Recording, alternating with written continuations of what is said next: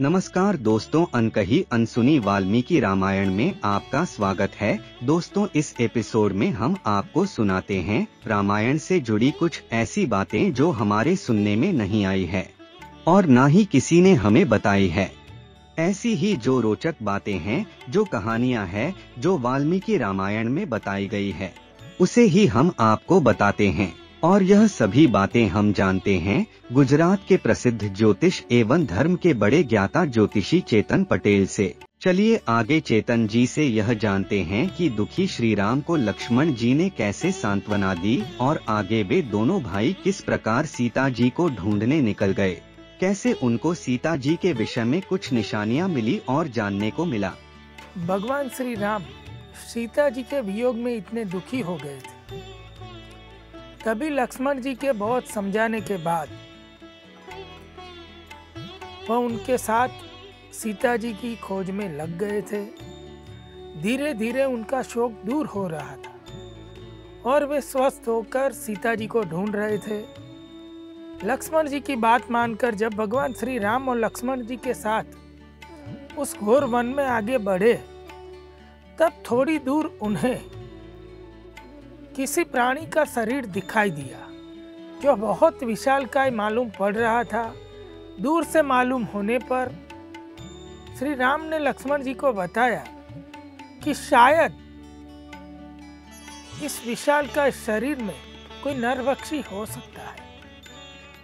जैसे जैसे पास गए तब पक्षीराज जटायु दिखाई पड़े जो खून से लथपथ थे। पृथ्वी के ऊपर वह गिर पड़े थे। जटायु को देखकर भगवान श्री राम व्याकुल हो गए। लक्ष्मण जी भी जटायु को देखकर गंभीर हो गए। तब उन्हें यह बात मालूम पड़ी कि शायद यहाँ कोई राक्षस आ गया होगा या किसी से जटायु का घोर भयंकर युद्ध हो गया होगा। सचेत होकर भगवान श्री राम ने अपने धनुष पर बाण का संधान किया और आसपास देखने लगे। जटायु पृथ्वी पर गिरे हुए थे। वे कराह रहे थे और श्री राम को पुकार रहे थे। जब जटायु ने श्री राम को देखा तो पुकारते हुए बताया, भगवान, आप जिन्हें ढूंढ रहे हैं उन देवी सीता को तथा मेरे प्राणों को राक्षसों का राजा रावण हर ले गया है। जटायु की यह बात सुनकर भगवान श्री राम घायल जटायु के समीप आते हैं। तब जटायु श्री भगवान श्री राम को कहते हैं, रघुनंदन, आपके और लक्ष्मण के ना रहते यहाँ राक्षस रावण आया था जो देवी सीता को हर के ले जा रहा था। प्रभु, जैसी ही मेरी दृष्टि देवी सीता पर पड़ी थी, मैंने उनकी सहायता के लिए दौड़कर रावण का पीछा किया था। उस समय उस राक्षस रावण से मेरा भीषण युद्ध भी हुआ था। मैंने उस युद्ध में रावण को भी काफी घायल कर दिया है। उसके रथ और छत्र आदि सभी साधन को मैंने नष्ट कर दिया है और वह यहीं बिखरे पड़े हैं। स्वयं रावण भी एक बार तो घायल होकर पृथ्वी पर गिर पड़ा था। श्री राम, आप देखिए, यहाँ उसका टूटा हुआ रथ पड़ा है, यहाँ उसका टूटा हुआ धनुष पड़ा है और ये उनके खंडित बाण है। इन सभी चीजों को मेरे द्वारा तोड़ा गया है। वह रावण का सारथी है जो यहाँ मरा पड़ा है, जिसे मैंने अपने तीव्र नाखूनों से मार दिया है। एक समय जब युद्ध करते मैं थक गया था, तभी रावण ने अपनी तलवार से मेरे दोनों पंख काट दिए हैं और वह देवी सीता को आकाश मार्ग से लेकर उड़ चला है। जटायु की यह बात सुनकर भगवान श्री राम ने जटायु को गले से लगा लिया और लक्ष्मण सहित रोने लगे। फिर एक लंबी सांस खींचते हुए भगवान श्री राम लक्ष्मण से कहते हैं, इस जगत में मुझसे दुर्भाग्यपूर्ण दूसरा कोई नहीं हो सकता। जिस अभाग्य के कारण मुझे इस विपत्ति में भारी जाल में फंसना पड़ा है, यह महाबली जटायु जो मेरे पिताजी के मित्र थे, किंतु आज भी उन्हें मेरे दुर्भाग्य के कारण अपनी जान से हाथ धो बैठना पड़ा है और वे यहाँ मृत अवस्था में गिरे पड़े हैं। इस प्रकार शोक करते हुए श्री राम जटायु के शरीर पर हाथ फेरते रहे। कुछ पल के बाद भगवान श्री राम ने जटायु से पूछा, तात, वह राक्षस रावण कहाँ रहता है? किंतु जटायु के प्राण अत्यंत संकट में थे। फिर भी वह धीरे धीरे इस बात का उत्तर देते हैं। वह कहते हैं कि रावण विशर्वा ऋषि का पुत्र है, कुबेर का भाई है। वह देवी सीता को लेकर दक्षिण दिशा की ओर गया है। इतना कहकर पक्षीराज जटायु ने अपने प्राणों का परित्याग कर दिया था। भगवान श्री राम जटायु से हाथ जोड़कर कहते हैं कि कहिए और कुछ कहिए, किंतु उस समय गिद्धराज के प्राण उनके शरीर को छोड़कर निकल चुके थे। जटायु को उस अवस्था में देख भगवान श्री राम ने लक्ष्मण जी से कहा, लक्ष्मण, ये जटायु ने मेरे बड़े उपकार किए हैं। सीता जी की रक्षा करते हुए रावण से इन्होंने अपने प्राण के हाथ धो दिए हैं और इनका वध हो गया है। ये मेरे पिता दशरथ जैसे माननीय पुरुष है और मेरे लिए पूजनीय है। तुम वन से सूखी लकड़ियों का इंतजाम करो और इनके मृत्यु उपरांत की जो संस्कार क्रिया है वह मैं करूंगा। तब लक्ष्मण जी ने जंगल से सूखी लकड़ियां बटोर ली और एक बड़ी सी चीता तैयार कर ली। उस चीता पर भगवान श्री राम और लक्ष्मण जी ने जटायु के मृत शरीर को रखा और कहा, मेरे द्वारा यह जो दाह संस्कार किए जाने पर आपकी सद्गति हो, ऐसा कहकर भगवान श्री राम ने जटायु की उस चीता को आग लगा दी थी और बंधु की भांति उनका दाह संस्कार किया था। उसके बाद लक्ष्मण जी से जंगल से फल, कंदमूल वगैरह मंगवाए थे और राम ने उनके गुण को निकालकर उन सब फल फूल से पिंड बनाया था और शास्त्रोक्त मंत्र पढ़ते हुए जटायु को पिंडदान दिया था। उसके बाद भगवान श्री राम और लक्ष्मण जी दोनों गोदावरी नदी के तट पर गए थे और गोदावरी नदी के जल में जाकर गिद्धराज जटायु को जलांजलि अर्पण की थी और उनकी सद्गति हो ऐसी कामना भी की थी। जटायु को जलांजलि देने के पश्चात दोनों भाई वन में सीता जी की खोज करते हुए दक्षिण पश्चिम दिशा की ओर आगे बढ़ गए थे। धनुषबाण और खड्गधारी भगवान श्री राम और लक्ष्मण दक्षिण पश्चिम दिशा की ओर आगे बढ़ते हुए एक ऐसे मार्ग पर पहुंचे थे जिस पर लोगों का आना जाना नहीं होता। वह मार्ग बहुत ही वृक्षों से और झाड़ियों से घिरा हुआ था। लता बेलों द्वारा हर चीज ढकी हुई थी। वहां धुरा यानी जमीन का दिखना भी बहुत मुश्किल था। वह स्थान बड़ा ही दुर्गम, गहन और देखने में अत्यंत भयंकर था। भगवान श्री राम और लक्ष्मण उस अज्ञात स्थान में पहुंचते हुए अपना मार्ग बनाकर शीघ्रता से सीता जी को ढूंढने के लिए हर चीज को लांघते हुए आगे चल रहे थे।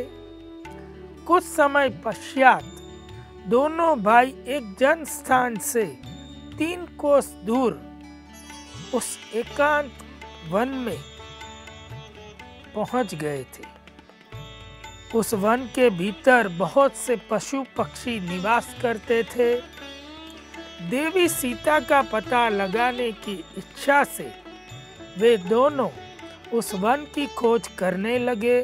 जहां तहां यहाँ वहां हर जगह वे ढूंढने लगे और कुछ समय के बाद वह विश्राम के लिए ठहर जाते हैं। उस वन में भगवान श्री राम और लक्ष्मण जी थोड़ी ही दूरी पर एक आश्रम को देखते हैं। वह आश्रम मतंग मुनि का था। वहां पहुंचकर उन दोनों राजकुमारों ने वहां के पर्वत पर एक गुफा देखी जो पाताल के समान गहरी थी और सदा अंधकार में डूबी रहती थी। उस गुफा के समीप उन दोनों ने जाकर देखा तो एक विशालकाय राक्षसी दिख रही थी जिसका मुख बड़ा ही विकराल था। वह छोटे छोटे जंतुओं को भय दिखाने वाली तथा देखने में बड़ी ही भयंकर थी। उसकी सूरत देखकर घृणा होती थी। वह राक्षसी भगवान श्री राम और लक्ष्मण के पास अचानक दौड़ के चली आई और लक्ष्मण की ओर देखकर बोली, आवो हम दोनों रमण करें। ऐसा कहकर वह राक्षसी लक्ष्मण जी के पास पहुंच गई और लक्ष्मण जी का हाथ उसने पकड़ लिया। इतना ही नहीं, उस राक्षसी ने लक्ष्मण जी को अपनी भुजाओं में कस लिया और कहा, मेरा नाम अयोमुखी है। मैं तुम्हें भार्या के रूप में मिल गई तो समझ लो तुम्हारा बहुत बड़ा लाभ हो गया। आज से तुम मेरे प्यारे पति हो। प्राणनाथ, हम इन पर्वत की कंदराओं में तथा नदियों के तट पर सदा रमण करेंगे। राक्षसी के ऐसा कहने पर लक्ष्मण जी ने क्रोध में तलवार निकालकर उसके नाक कान काट दिए।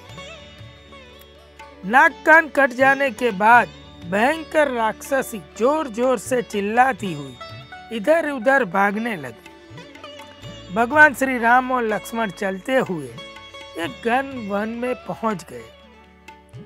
तो वहां पहुंचकर लक्ष्मण जी हाथ जोड़कर भगवान श्री राम से कहते हैं कि आर्य, बार बार जोर जोर से मेरी एक आंख फड़क रही है।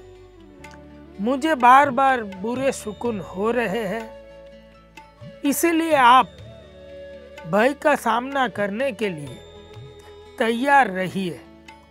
लक्ष्मण जी की यह बात सुनकर भगवान श्री राम कहते हैं कि किसी भी भय या किसी भी चीज का सामना करने के लिए मैं अवश्य तैयार हूँ। उसके बाद दोनों भाई उन वन में सीता जी की खोज में आगे चलते हैं। भगवान श्री राम देवी सीता की खोज करते हुए कुछ दूर आगे बढ़ते हैं कि तभी ही एक बड़े ही जोर के शब्द की ध्वनि उन्हें सुनाई देती है उस वन का विध्वंस करता हुआ वह शब्द प्रतीत हो रहा था। वन में जोर जोर से एकाएक आंधियां चलने लगी। वह सारा वन किसी प्रकोप की लपेट में आ गया हो वैसा दिखाई पड़ रहा था। भगवान श्री राम और लक्ष्मण तलवार हाथ में लेकर उस शब्द की दिशा की ओर पता लगाने के लिए आगे बढ़ते हैं। तभी एक चौड़ी छाती वाले विशालकाय राक्षस पर उनकी दृष्टि पड़ती है। वह राक्षस देखने में बहुत ही बड़ा था, किंतु उसके ना मस्तक था ना गला था, सिर्फ कबंध यानी कि धड़ था। उसका स्वरूप था वही उसका धड़ था। उसके पेट में एक मुंह बना हुआ था। उस प्रकार उसका शरीर अत्यंत विचित्र और भयंकर दिखाई पड़ रहा था। उसके शरीर में तीखे तीखे रोए थे, जैसे कांटेदार नोकीले रोए हो। वह पर्वत के समान ऊंचा था। वह अपनी 1 योजन लंबी दोनों भुजाओं को दूर तक फैला सकता था और उन दोनों हाथों से भालू, पक्षी, पशु, मृगों को पकड़कर खींच लेता था और अपना भोजन बना लेता था। सीता जी को ढूंढते हुए आगे बढ़ने पर उस विकराल जंगल में श्री राम और को कौन सा राक्षस मिला था जिनसे उनको युद्ध करना पड़ा था? वह विशालकाय कबंध राक्षस भगवान श्री राम और लक्ष्मण जी के निकट आकर उनका रास्ता रोककर खड़ा हो गया।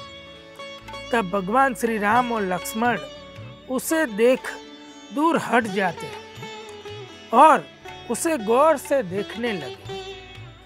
तभी कबंध राक्षस अपने विशाल हाथों से भगवान श्री राम और लक्ष्मण को पकड़ लेता है। राक्षस की पकड़ से व्यथित हुए लक्ष्मण जी श्री राम को कहते हैं, भैया आप इस राक्षस को मुझे सौंपकर आप यहाँ से निकल जाइए और आप देवी सीता को ढूंढिए। लक्ष्मण के ऐसा कहने पर श्री राम उनसे कहते हैं कि तुम्हारे जैसे शूरवीर इस तरह भयभीत नहीं होते हैं। दोनों भाई इस प्रकार वार्ता कर रहे थे। तभी राक्षस उन्हें कहता है कि मैं भूख से पीड़ित हूँ और तुम दोनों मेरे हाथ में मेरा भोजन बनकर तैयार हो, फिर भी तुम आपस में ऐसी कैसे बात कर सकते हो? तब श्री लक्ष्मण जी पराक्रम का निश्चय करते हैं और भगवान श्री राम से कहते हैं, भैया इस राक्षस की बड़ी बड़ी भुजाओं में इसका बल है, चलिए इसी को तलवार से काट देते हैं। ऐसा कहकर दोनों भाइयों ने अपनी अपनी तलवार निकाली और देखते ही देखते उस राक्षस की दोनों भुजाओं को काट दिया। भुजाओं के समीप वे दोनों जमीन पर उतर आए। भुजाएं कट जाने के बाद वह महाबाहु राक्षस मेघ के समान गंभीर गर्जना करके पृथ्वी और आकाश को गूंजाता हुआ धरती पर गिर पड़ा। अपनी भुजाओं को कटी हुई देखकर खून से लथपथ उस राक्षस ने दीन वाणी में पूछा, मेरे वीरों तुम दोनों कौन हो? कबंध के इस प्रकार पूछने पर लक्ष्मण जी ने श्री राम का परिचय देते हुए कहा, महाराजा दशरथ के ये बड़े पुत्र श्री राम है और जगत में विख्यात है और मैं इन्हीं का छोटा भाई लक्ष्मण हूँ। पिता की आज्ञा से हम दोनों भाई वन में चले आए हैं। आज इस घोर वन में इनकी पत्नी सीता को कोई हर ले गया है, इसीलिए हम दोनों इस निर्जन वन में उसे ढूंढने निकले हैं और इसका हमें पता लगाना है। इतना कहकर लक्ष्मण ने उस राक्षस से पूछा कि तुम कौन हो और कबंध के समान रूप धारण करके इस वन में तुम क्या कर रहे हो। लक्ष्मण जी के ऐसा पूछने पर कबंध को इंद्र की कई बात का स्मरण हो आया, अतः उसने लक्ष्मण की बात का उत्तर देते हुए कहा, पुरुष वीरों, आप दोनों का स्वागत है। बड़े भाग्य से मुझे आप दोनों के दर्शन हुए हैं। ये दोनों भुजाएं मेरे लिए भारी बंधन थी। सौभाग्य की बात है कि आप लोगों ने इसे काटकर मुझे मुक्त किया है। पूर्व काल में मैं इंद्र के समान ही रूप और बल में पराक्रम वाला था और तीनों लोकों में विख्यात था। ऐसा होने पर मैं राक्षस रूप धारण करके लोगों को भयभीत करके और वन में रहने वाले ऋषियों को डराया करता था। अपने इस वर्ताव से एक दिन मैं स्थूलशूरा ऋषि नामक महर्षि को कुपित कर देता हूँ। तब उन्होंने मुझे घोर श्राप देते हुए कहा था कि आज से सदा के लिए तुम्हारा शरीर राक्षस रूप में ही रह जाएगा। यह सुनकर मैं महर्षि के चरणों में गिर पड़ा था। मुझे क्षमा कर। तब महर्षि ने शांत होकर मुझे कहा था कि जब श्री राम और लक्ष्मण जी तुम्हारी भुजा को काटकर तुम्हें अग्नि में जलाएंगे, तब तुम पुनः अपने उस सुंदर देव समान रूप हो जाओगे। भगवान, मेरा जो कबंध रूप है यह युद्ध में इंद्र के क्रोध से प्राप्त हुआ है, क्योंकि मैंने राक्षस होने के पश्चात घोर तपस्या करके भगवान पितामह ब्रह्मा जी से वरदान प्राप्त कर दीर्घजीवी का आशीर्वाद प्राप्त कर दिया था और मैं उसी के घमंड में आकर इंद्र से लड़ बैठा था। इंद्र से लड़ते हुए इंद्र ने मुझ पर वज्र का एक बहुत बड़ा आघात किया था, जिससे मेरा मस्तिष्क और मेरे पैर मेरे पेट में उतर गए थे। इस प्रकार कबंध समान शरीर मुझे प्राप्त हो गया था। जब मेरा मुंह नहीं रहा तब मैंने इंद्र को प्रार्थना की थी। तब उन्हीं ने अपने ही उस वज्र से मेरे पेट में मुख बना दिया है, क्योंकि मैं तभी ही ब्रह्मा जी के उस वरदान से जीवित रह सकता हूँ। ऐसा कहकर कबंध ने अपनी पूरी बात भगवान को सुनाई थी। अब तक हमने सुना कि कबंध राक्षस से भगवान श्री राम का युद्ध हुआ और वह उनको उसकी पूरी बात बताता है और कहता है कि वह उनकी मदद करेगा। आगे जानेंगे अगले एपिसोड में कबंध राक्षस ने किस प्रकार भगवान श्री राम की मदद की थी। तब तक के लिए आज्ञा दीजिए। नमस्कार। राम जय सीता राम, राम राम जय सीता राम।